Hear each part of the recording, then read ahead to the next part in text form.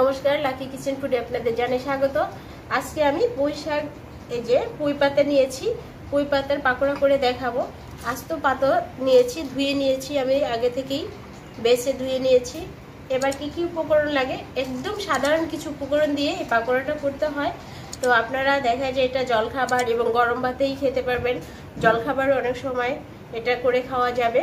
তো আমি পাকোড়া কিভাবে করছি দেখিয়ে দিচ্ছি আপনাদের। আমি প্রথমত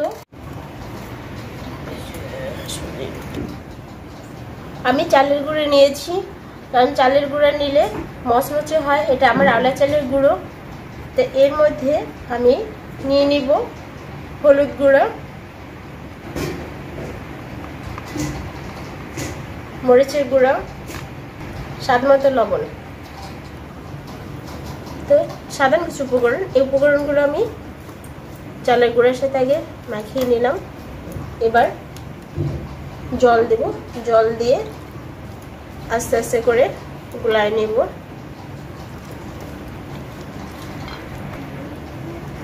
আমার মাখানো হয়ে গেছে। এবার আমি পাকোড়া ভাজতে যাব। আমি ফ্রাই প্যান নিয়ে নিয়েছি, এবার সয়াবিন তেল নিয়ে নিলাম।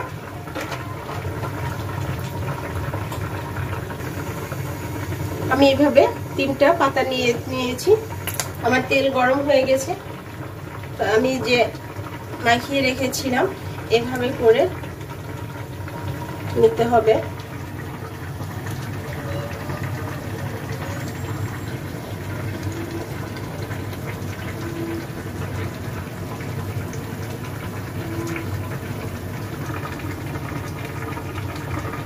এবার এইভাবে করে দিয়ে দিব।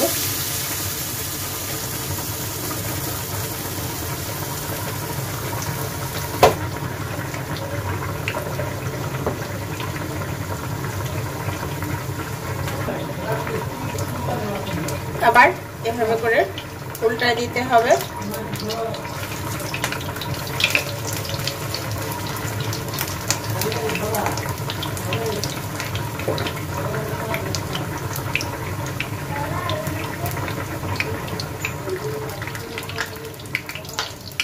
আমার ভাজা হয়ে গেছে, এবার আমি উঠিয়ে নিলাম।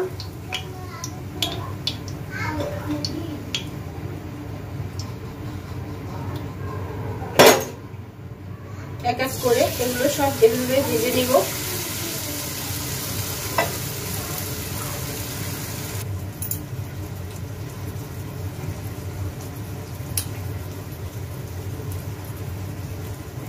বন্ধুরা, আমার ভাজা হয়ে গেছে। তো আমার এই ভিডিওটি যদি আপনাদের ভালো লেগে থাকে অবশ্যই লাইক, কমেন্ট, শেয়ার করবেন। আর এই পদ্ধতিতে, এই রেসিপি অনুসারে রান্না করে খেয়ে আমাকে কমেন্টস করে জানাবেন কেমন হয়েছে। এবার এটাও তুলে নিব। আমার সব পাকোড়া ভাজা হয়ে গেছে, দেখেন খুব মচমচে হয়েছে, শব্দ হচ্ছে। এভাবে করে আপনারা বানিয়ে খাবেন।